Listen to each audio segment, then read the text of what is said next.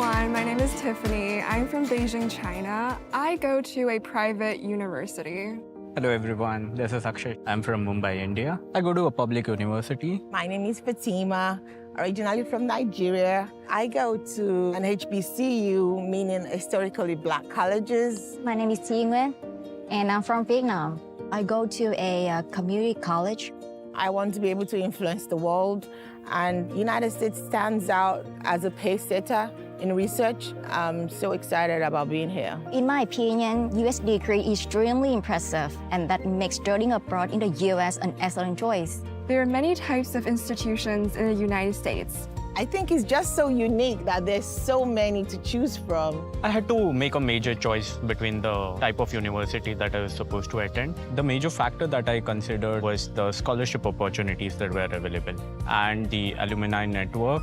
I've heard so much about the HBCUs as historically black colleges. I chose those because I wanted a school that really represents me. As a humanities student, I prefer seminars instead of lectures because I find myself better understand the material if we get to discuss it in class. That led into my decision of going to a private university. I chose a community college to study because most of the community college offer affordable costs, and they often offer a lot of majors you can choose from. Some of the things I find that are in common between different types of institutions in the US is that the curriculum are more comprehensive. It is more practical oriented that really helps you get hands-on experience about what you're learning. Students can benefit from forward-thinking technology and modern facilities. And I love the diversity, the fact that it's a melting pot for everywhere in the world. And so it's an awesome experience for me. Hello, everyone, and welcome to our today's session. Happy Valentine's Day to those who are celebrating it. We are very happy to welcome you to our today's session. And today we have another interesting one. My name is Alina Yakubov, and I'm an Education USA advisor. And as I've said, this month we are coming with interesting webinars about programs that would be interesting to those who are in their research process and they are crafting their application for studies in the US. And today we have a speaker from the Chicago School. We have Brian Murphy, an international student recruiter. Brian, thank you so much for joining our webinar. Even though it was planned to be your colleague, Caci, Brian will join us today. He prepared an interesting presentation that will help you guys to explore how to become a chiropractic doctor in the US. So Brian, I will give you the floor. If you can just introduce yourself, and yeah, we are excited about what is coming. Sure, absolutely. Well, thanks so much, Alina, and thanks Education USA for having us. My name is Brian Murphy. I work for an educational network of 6 universities, and that network is called the Community Solution. I do primarily work for the psychology school, which is called the Chicago School, but my colleague Caci, who is supposed to be here today, she primarily works with the University of Western States, and that is the university that offers the program that we're going to be discussing today, which is the Doctor of Chiropractic. So today, what we'll be discussing is what chiropractic is, how it compares to a Doctor of Medicine program, and then later on in the presentation, I'll just go into more details about the University of Western States and that program specifically to us. So let me just go to the next slide. All right, so what is a Doctor of Chiropractic? Well, it is a healthcare professional who specializes in diagnosing and treating issues related to musculo or skeletal and nervous systems, especially those affecting the spine. So I'm sure you've seen it before. Anytime someone's been laying down on a board or a flat bed and maybe getting their back cracked, that is pretty much what a Doctor of Chiropractic does. But there's a lot more to it than just working with the spine. Chiropractics take a holistic approach, focusing on how the body's structure impacts their overall health. They treat conditions involving not just the bones, but as I said before, the muscles, nerves, ligaments, and tendons. Now, while chiropractors, they don't prescribe medication or perform surgery, since they do take that holistic approach, they often work alongside other healthcare providers, and they can refer patients to other specialists that may be able to prescribe those medications or do those surgeries. And just like any other major field of medicine, you can have specializations within chiropractic. Some of those could be sports, neurology, orthopedics, pediatrics, or nutrition. Next slide. Oh, sorry, having a bit of an issue here. There we go. All right. So what do chiropractors typically do? Well, they analyze the patient's posture, spine, and reflexes. So they provide neuromusculoskeletal therapy, which involves adjusting the patient's spinal column and other joints by hand. And as I said, they do advise patients on their health and lifestyle issues. So this could be how they exercise, how they stretch, sleeping habits, diet, nutrition, everything that deals with their lifestyle issues. A chiropractor can advise their clients on what is best for them. Next slide. So what is the difference between a doctor of chiropractic and a doctor of medicine?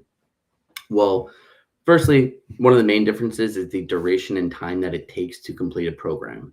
So a chiropractic program is typically 3 to 4 years long, and that's after you finish a undergraduate program. So you'll do 4 years of undergrad typically, or 3 to 4 years, depending on your country. And then once you complete undergrad, you'll do another 3 to 4 years of a chiropractic program. Chiropractics typically study anatomy, radiology, kinesiology, and chiropractic care. There are a whole set of national exams that you'll need to take in order to get officially licensed as a chiropractic. Depending on which state you want to practice in, you may need 3, you may need 4. Again, it will vary depending on the state that you want to practice in the US. Chiropractors focus on the spine and joint disorders using hands-on holistic treatments, such as adjustments and heat therapy. And as I said before, they don't prescribe medication or perform surgeries. On the other hand, you have a doctor of medicine. So a lot more schooling is involved. So again, you'll do the 3 to 4 years of undergrad, then you'll complete another 4 years of medical school. And then after that, you'll do the hands-on residency. So that's 3 years of residency at like a hospital or some type of clinical center. And you may even take it a step further depending on your area of study, and you may get specialized. And a specialization within a doctor of medicine can take maybe another 1-2 more years additionally. So, just a small comparison, it takes about 3 to 4 years for chiropractic, where it's closer to about 7 to maybe even 9 more additional years of study for a doctor of medicine. Doctor of medicine, they typically study pathology, medicine, biochemistry, anatomy. I mean, the whole gambit of different specializations within a health science field.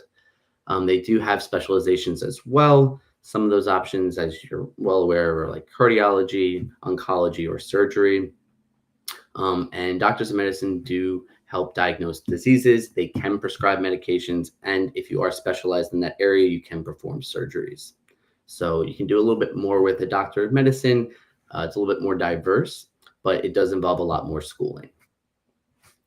Next slide.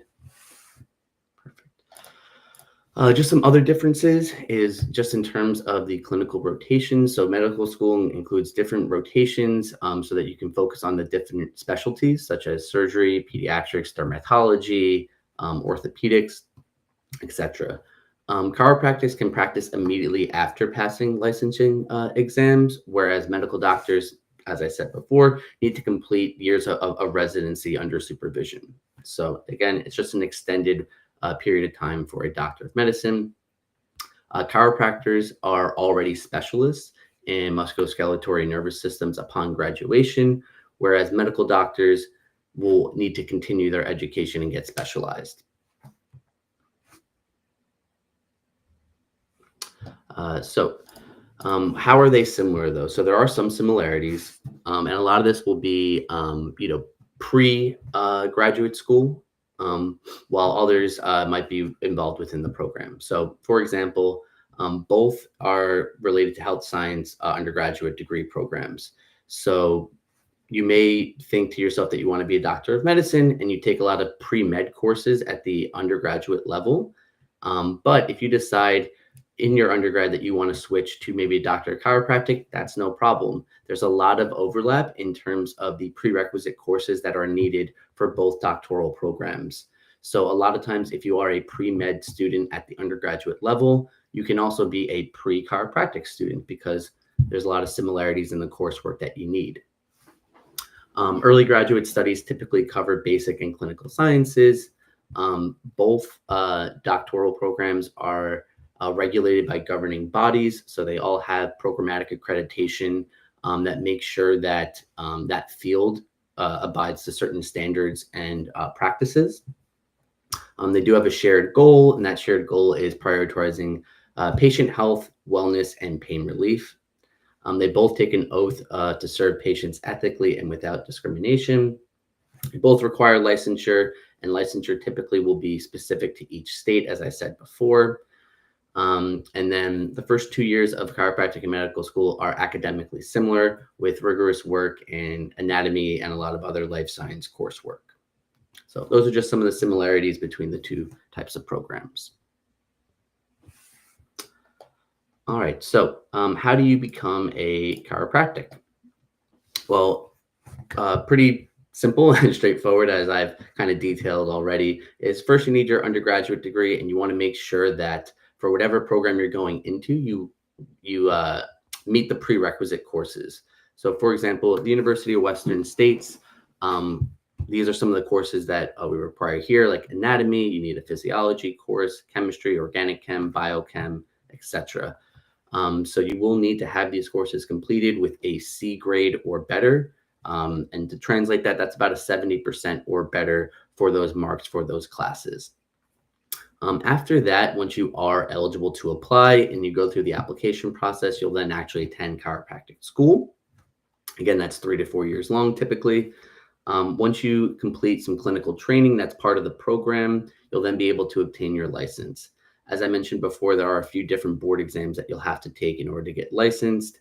And this may vary depending on the country that you live in. So for example, if you do plan to study in the US and then go back to your home country to practice, you may not even need any license at all. Sometimes the degree itself is enough of a credential to begin practicing in your home country. This is something, though, we do advise all international students to look up before they even apply, just so that they know what they'll need to get done in order to practice where they want to live. And then the final step here is specializations. So as I mentioned in one of the earlier slides, you can specialize in certain areas of chiropractic. So if you wish to do so, that's just an extra step that gets added to that process.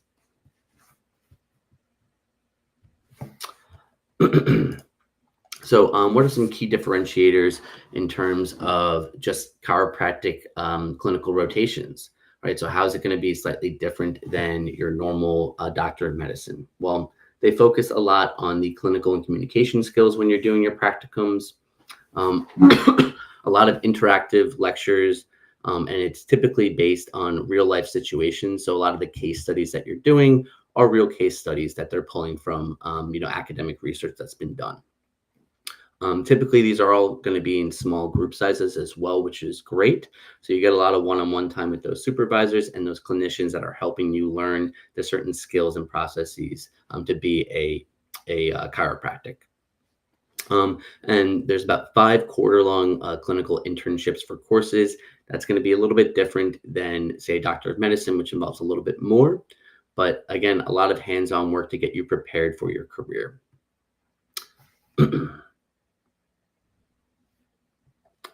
All right, so now just a little bit about University of Western States. So here are some highlights. We were founded in 1904. We are the second oldest chiropractic program in the world. Okay, so very well known, especially within the area of Portland, Oregon. We take a systems holistic approach to healthcare, valuing everybody as well as the practitioners in the field. Just like with a lot of other places, we do evidence-informed curriculum.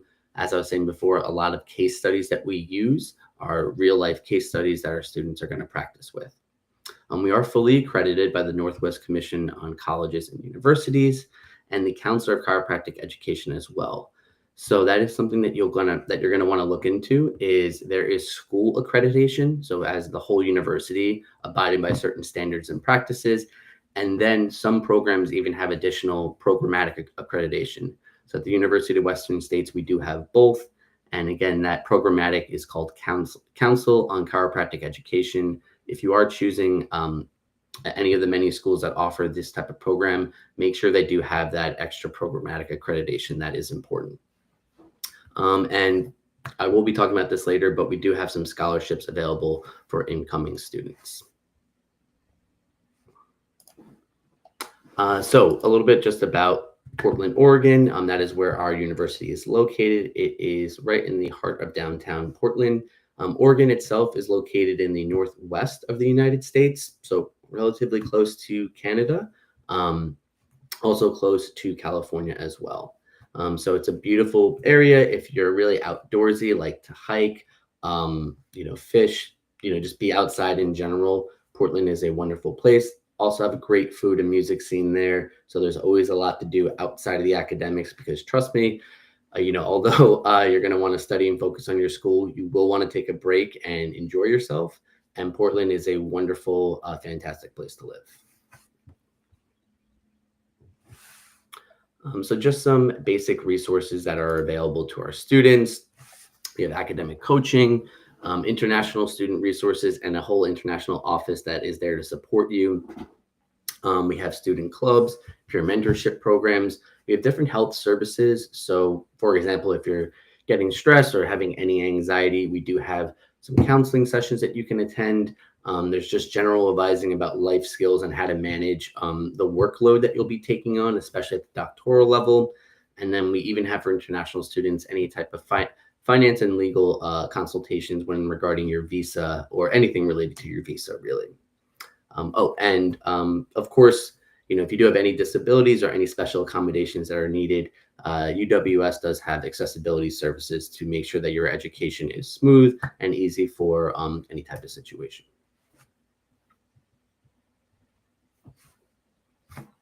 Just some additional benefits.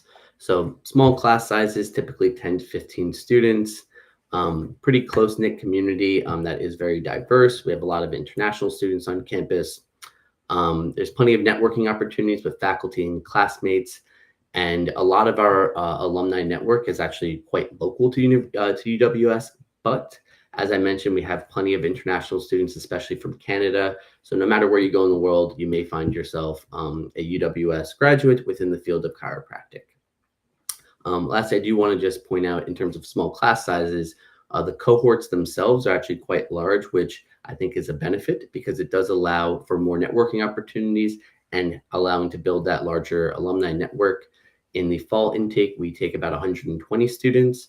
In the winter or spring intake, we have about 50 students that we take in. So about 200 per year, and that will be added to the alumni network each year.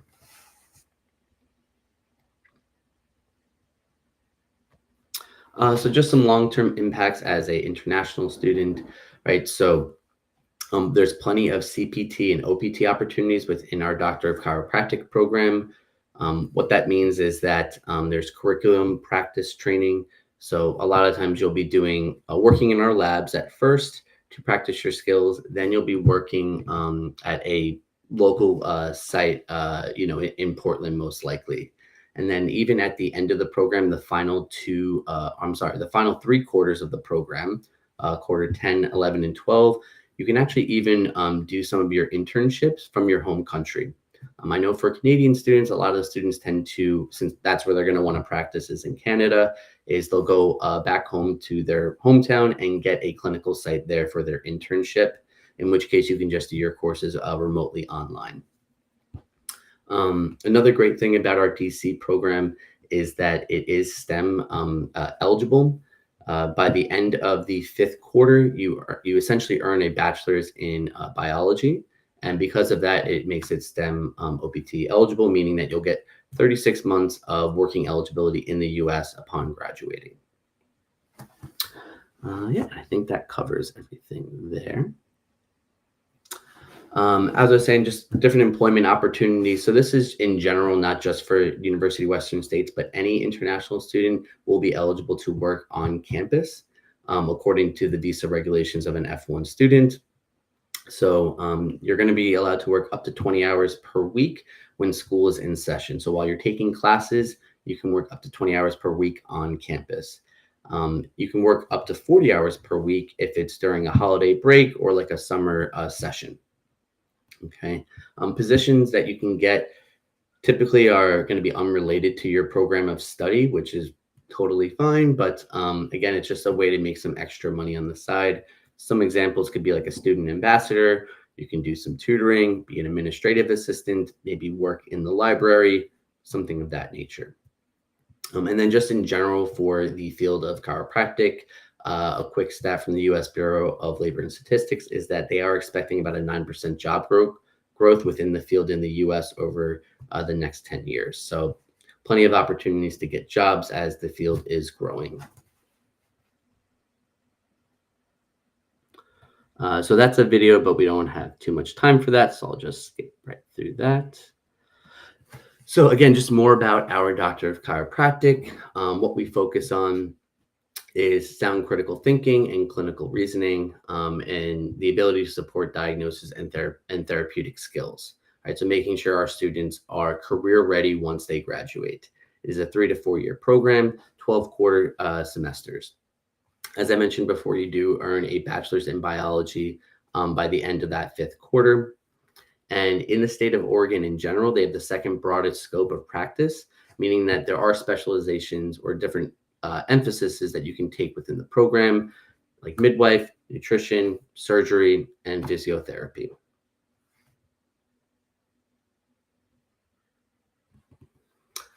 So now one of the most important things that students always ask us is financial aid or support or scholarships. So at the University of Western State, we do offer some scholarships. We have a 20% tuition scholarship for all of our international students. When you are first applying and you are accepted, the way that we determine if a student gets that 20% scholarship is based on 3 main factors. We look at your professional experience, we look at your previous academic performance, as well as any volunteer work that you might have done. After you begin school, if you had earned that scholarship to begin with, you then must maintain a 3.0 GPA each term in order to get that scholarship applied. Okay. For other schools and universities, they may have different type of scholarship models. So I definitely advise you to speak to those admission representatives at those schools and find out what the scholarship opportunities are. Some schools may offer larger scholarships. Some may not offer any for international students. It really just depends. So you definitely are going to want to investigate a little bit further to hopefully save yourself some money. Next up is just information about the estimated cost for 1 year of study in the US. And that is important because for your visa, in order to get granted a visa, you do need to show that you can support yourself financially for 1 full year of study. So this is a relatively or a general cost breakdown for what that looks like. So the tuitions and fees for 1 year are going to be about $36,000. Living expenses are estimated to be about $14,000. Books and supplies, $2,000. And then the scholarship, which is getting deducted, if you were to get that, you'd get about $7,000 off of that total cost. So that means you need to show a bank statement of about $45,000 to the visa officer when you go in for your appointment. If you don't have that, it will show that you don't have the funding to support yourself, and then you won't get your visa accepted, most likely. So this is just a general idea about what that looks like. Obviously, this will vary depending on each school that you apply to. So this is just based on our tuition cost.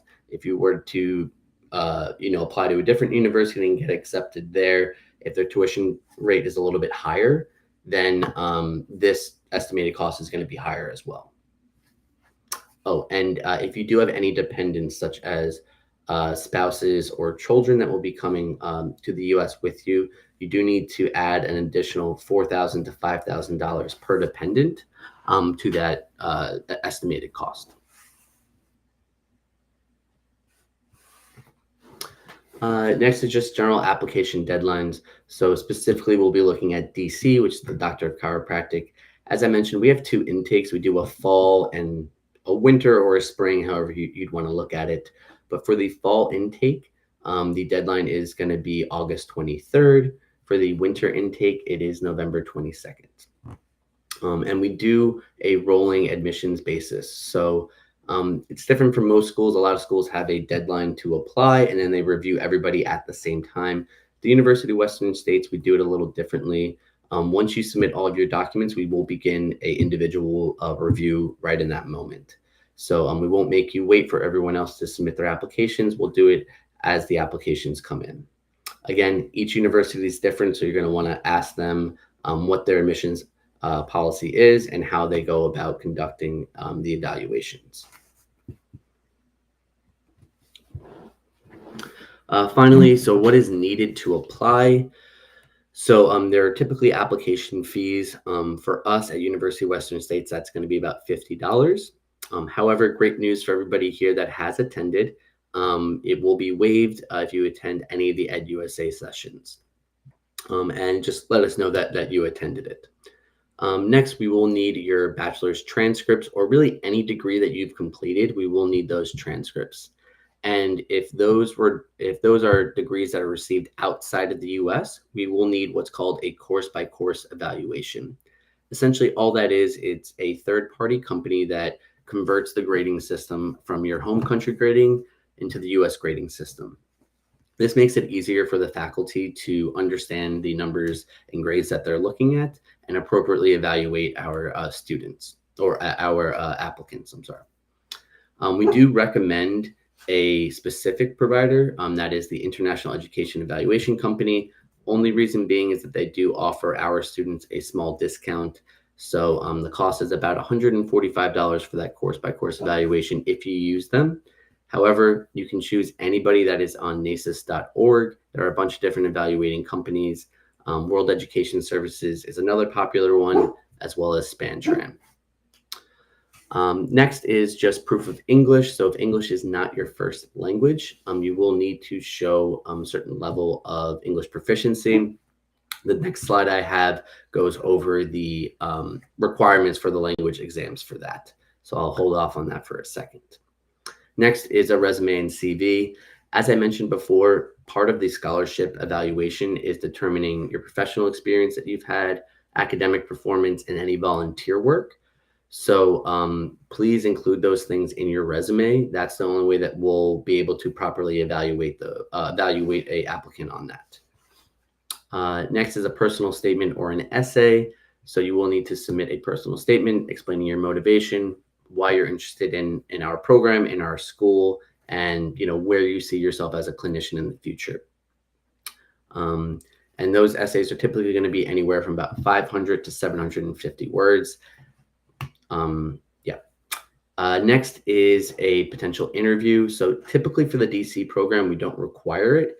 But if a student is, on the fringe of acceptance, or, we're just not entirely sure, we may invite you for an interview. As an international student, this can be done via Zoom or another online platform. Finally, and I think most important, is the GRE and GMAT are not required for the application. Okay. However, if your GPA does fall below a 3.0, you may want to submit it to just enhance or to improve upon your application. Because typically we do want to see a 3.0 GPA or higher. If it is below, we still consider all applicants. We still look at letters of recommendations. We still look at the essay. We still look at your resume, but it is preferred to have a 3.0. So by completing one of those exams, if you fall below that grade point average, it can only help you out. And again, for other universities and other schools, this process may be different. They may require more documents. They may require less. They may have a higher or lower GPA. That's why you should definitely reach out to your admission representative at that school. So back to the English language proficiency. So we at University of Western States accept a few different exams here. We have TOEFL, IELTS, and Duolingo are the most popular. The scores that you will need are an 89 for TOEFL. For the IELTS, it's 6.5, and for Duolingo, it's 120. So this is very important because we want to make sure that you are understanding the material in the classroom. I do suggest Duolingo as a preferred choice just because it's a little bit easier in terms of their online modality to take the exam. And I believe you have about 3 or 4 tries to take it. So if you happen to fall below it, you're able to retake that exam. And yeah, that is about everything. I do see some questions in the chat, so we're about to open it up. But before I do that, I do just want to say that this is our email. So if you do have any additional questions that you think of later or that we don't get to address here today, feel free to send us an email. We'll be happy to set up a one-on-one consultation with you, or simply just reply to those questions via email. That is our link to our website. We do have other programs outside of a Doctor of Chiropractic. So if there are other areas within health sciences that you're interested in, please check out our programs page. And then, of course, we have our WhatsApp number there. So you could always reach us there if you want to get in contact with us a little bit quicker. Perfect. Thank you so much, Brian. I really hope that all the presentation that you have presented to us is going to be useful to those who are thinking to apply to become a chiropractic doctor. So one of the questions that I see in the chat, and we've got during the presentation. So it's from Hussein, and he said that I am a student in the 9th grade. I want to study this major in USA. Is this possible? So I think at this moment it's just the preparation process, but if you can just give us some hint ups, I think it's a good question. So just for those who are, thinking about this. Absolutely. Yeah. So 9th grade, you're still, you're just starting high school. So your first step is to kind of get through high school first. But once you have completed high school, then you're going to be applying for an undergraduate program or a bachelor's program. And that's where you're going to want to focus again on any degree programs that are within the life sciences field. So if you want to study like biology or anatomy or chemistry or anything related to the health sciences, that's what you're going to want to do, since for a Doctor of Chiropractic, you do need a lot of courses within that field. So that would be your best option. You could technically do like a business degree and then have a lot of your electives be health sciences, but I wouldn't recommend that. I would definitely say choose one of those degrees that are within that field. Okay, that's good to know. And then we will switch to the questions that we got before the webinar, because you guys have the opportunity to share your questions via the registration link before the start of the webinar. So please use this opportunity. And one of the questions was, after graduating from a chiropractic program, are there specific licensing requirements in the US or other countries for international students? How long does it take to get licensed? I think we can also point out here the transfer students, because, for example, we can consider here a student coming from, let's say, Eastern Europe or Central Asia that would like to, continue his studies and become a chiropractic doctor in the United States and continue with his master or with his doctoral degree. What can you advise here, maybe? Yeah, absolutely. So, well, there's kind of two parts to that question. We'll first address it as like a transfer student. So if, say, you are in another country and you've already started a Doctor of Chiropractic program and want to transfer then to a U.S. institution. So depending on the university, they will accept a certain number of transfer credits, right? I believe for us, we accept a lot of transfer credits. Up to about 2 years of transfer credits. But that's just maybe unique just to us. Other schools might limit it to maybe only 21 credits or, only a semester's worth. So that's something that you will want to research. If you've completed a majority of your program already, it might be best to just complete it in your home country then, because you may not be able to transfer a lot, and then you'll be spending more money again, just repeating some of that coursework. Right? But if you can transfer it in, then it's no different as if you started the program with us from year one. Right. And then in terms of your licensing, it really just depends on where you want to practice. So as I said, if you're going to be practicing in the US, you need to pass about 4 exams. During our program, you will complete all 4 of those exams by the time you graduate. So upon graduation, you are ready to go. You are licensed. Well, you're licensed given that you pass those exams. So you will be ready to go once you graduate. Same thing in Canada. They require less exams. They require only 3 of the 4. So again, once you finish our program, you'll be ready to go in Canada if that's where you choose to practice. Each country is going to be a little bit different, though. As I mentioned before, you may not even need to get a full license. Some countries will just require that you have the degree completed, right? Other countries may require that you have the degree completed and you have more supervised hours. So although we may require, say, 2,000 hours of supervision of clinical work, another country may require that you have 10,000 hours. So if that's the case, that would be something that you would have to, figure out before applying and make sure that our program is designed to meet those requirements, or you have a plan in place for after you graduate, how you're going to earn those remaining hours in your home country. Thank you so much on answering on that one. I think you've covered mostly all the questions that we've got actually before the start of the webinar, because you already answered about the TOEFL, IELTS, and English proficiency tests, and you've also covered the conditions for the transfer students, because we might have a lot of them who would be interested, to transfer from from their bachelor degree, let's say, doing it here in their home country, and switching to studies in the US. And there is one more, and I think you've covered this one, but are there opportunities for international students to complete internships or clinical training abroad as part of their chiropractic education?